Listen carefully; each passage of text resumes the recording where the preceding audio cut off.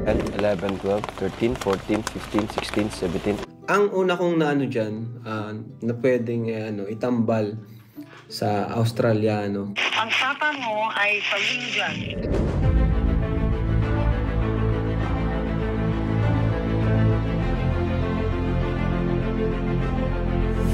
Ayun, shoutout guys. Muli, welcome to my YouTube channel. Ito po si Kuya Julay, ang inyong katugang, ang inyong kalingap, na muling buwabati po sa inyo ng magandang araw, magandang gabi.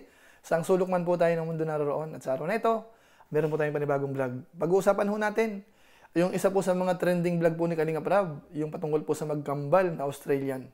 At dito po, i-highlight po natin, una, yung patungkol po sa paghahanap po ng kanyang tatay. Dahil nagkakaroon po ng liwanag. Pati ho yung pangalan, alam na ho nila. Tapos pangalawa, syempre, yung yung pagtulong na ginagawa po ng Team Kalingap. Tapos yung pangatlo, yung ilalab din po ito, doon ho sa isang magandang angel po ng Team Kalingap. So pag-uusapan po natin yan, maya-maya ng konti. Pero bago po yun, konting paalala po si Kuya Julay. Baka sakaling meron pa po ditong hindi nakasubscribe sa ating YouTube channel, huwag natin kalimutan, Julay Paunil. Tapos pakipindot lang po yung notification bell button para lagi po tayong updated sa aking mga video upload. Tapos nga pala, yung ating Facebook page, kung okay lang sa inyo, pwede po nating i-follow po yun, pwedeng i-like, at saka po i-share yung mga upload po natin dyan. So maraming salamat po sa inyo. At siyempre po, hindi natin nakakalimutan, sina Kuya Bal Santos Matubang, Kalingap Rab, at Edna Vlogs, Ruel of Malalag, at saka po yung Jabber Sniper. Supportahan din po natin ang kanilang YouTube channel. Maraming salamat po sa lahat po ng ating mga viewers sa pagkakataon pong ito. Ngayon tuloy na po tayo, pag-usapan lang po natin. Ito pong vlog ni Kalingap Rab dito po sa Australian o kaya half Australian, na kung saan yung kanilang tatay ay talagang foreigner syempre. At yung nanay naman ay Filipina. So dito po malalaman natin kung taga saan ba talaga yung kanilang tatay at ano yung pangalan. At ito naman ay napakahalaga. Dahil nga po ito ang dapat sundan sa kwento po ng buhay nila. Dahil matagal na panahon, talagang hinahanap nila yung kanilang tatay, namimiss po nila. So siguro po sa pamamagitan po ng Team Kalingap, malaking tulong po yan para magkita-kita po sila ng kanilang tatay.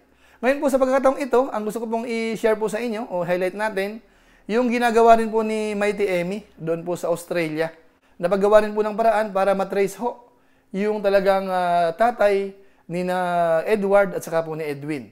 So siguro po panoorin po natin itong portion po na ito. Mabuti yung hakbang na ginawa natin na dumiretso tayo sa Philippine Consulate dahil sila mismo nakakaalam kung paano natin anong next step. So, pwede natin, meron akong photo ng mama mo, yung old photo na kuha ako sa video meron akong 4 na old photo. Grabe si tita, galing Ng papa ng mama mo nung nakailangan ng Australian Embassy sa Manila. So, ako ang gagawa ng sulat, papepermahan mo sa mama mo. Ang gagawin ko ng Tagalog, nakakaintindi siya Tagalog o Bisaya lang? Tagalog po, nakakaintindi po sila. So, gagawa ako ng draft na statement, sabihin ko po, ako ay yung sulat galing sa mama niyo. Tapos, dala niyo sa kanya, papermahan niya. Tapos pwede din ako ang mag-compile. Ako mag-compile ng sulat niya, tapos sulat sa embassy. Pwede ako magpadala kasi meron akong kopya ng photo. Kailangan ko lang yung perma ng mama. Okay po. Birth certificate, papadala ko agad diretso sa Australian Embassy sa Manila. Tita, alam niyo na po ba tita yung pangalan po ng kanyang papa? Hindi po.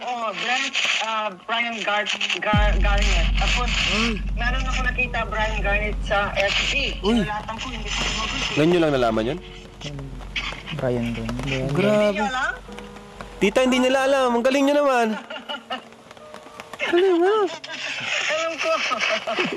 At saka ang birthday nyo ay December 8, 2003. Grabe.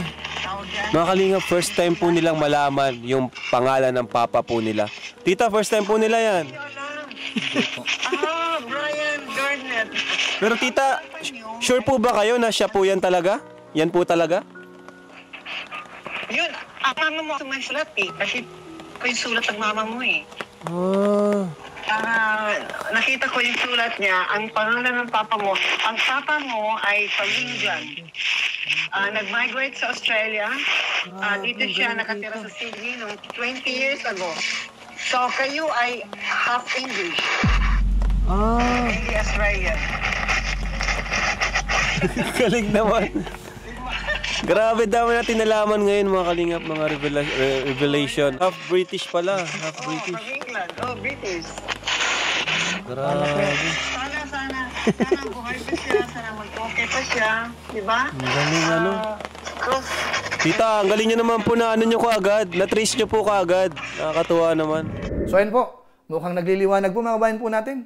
Magaling po si Mighty Eme po dito, ano? Kumbaga nag-e-effort po siya para matulungan. Na kung saan ito pong bagay na ito, kung sakasakaling matitrace po yan, ito po ang isa sa magpapasaya po dito po sa Magkambal.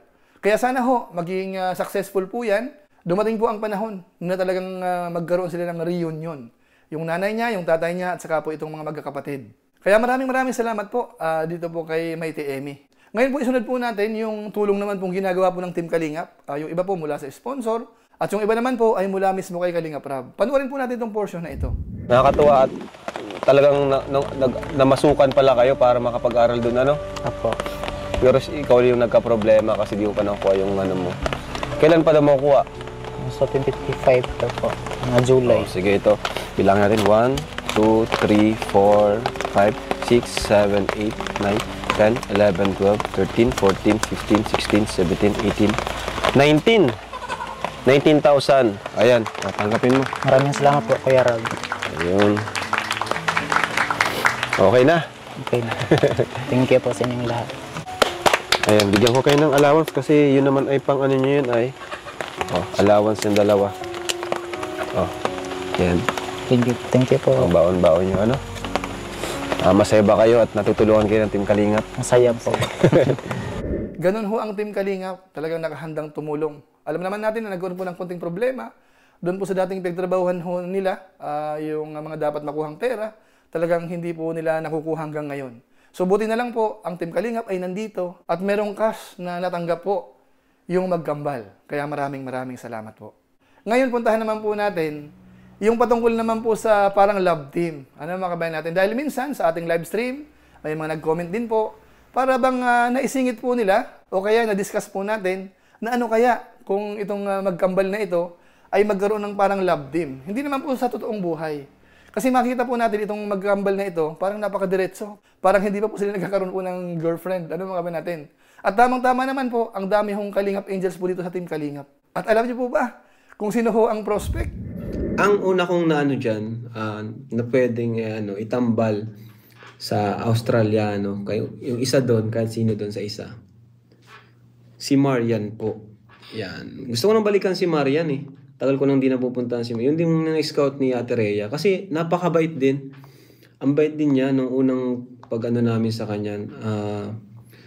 Kumbaga yung yung pakiramdam ko sa kanya. Kasi ako mabilis din ako makaramdam kung may something. Pero yung ko sa kanya parang okay naman. Okay naman po. Yung pakikisama niya, pakikipag-usap, saka 'di ba umiyak pa siya nung nahiya pa nga siya nung pagbigay natin. Nahiya siya nung una. Siguro po abangan po natin dahil pupuntahan po uli yun ni Kalingap Rab. So malay natin matuloy po yan. Ano po? Doon po sa mga viewers natin na hindi masyadong conforme sa mga love team na yan, ay pasintabi po sa inyo. Pero yung karamihan naman po sa mga viewers natin sa Team Kalingap, hinahanap po nila yung mga ganyang mga pampagood vibes. Nalilibang po yung ating mga kababayan sa iba't ibang bansa. So siguro ho, pagbigyan natin. Tingnan natin kung sakasakali magkaroon ng mga spark yung mga ganyan. At saka itong magkapatid, parang gusto kong makita kung ano ang reaksyon nila kapag meron ng girl. Kaya natin. So yan po ang kaabang-abang. So siguro po, yan po ang antabayanan po natin. Pare-pareho, mga reactor, mga viewers. Hintayin po natin kung kailan ho matutupad po yung mga bagay na yan. So siguro po sa pamamagitan nito, pansamantala, paalam po muna si Kuya July. Pero gaya po ng dati, meron lang po muna tayong isa shoutout.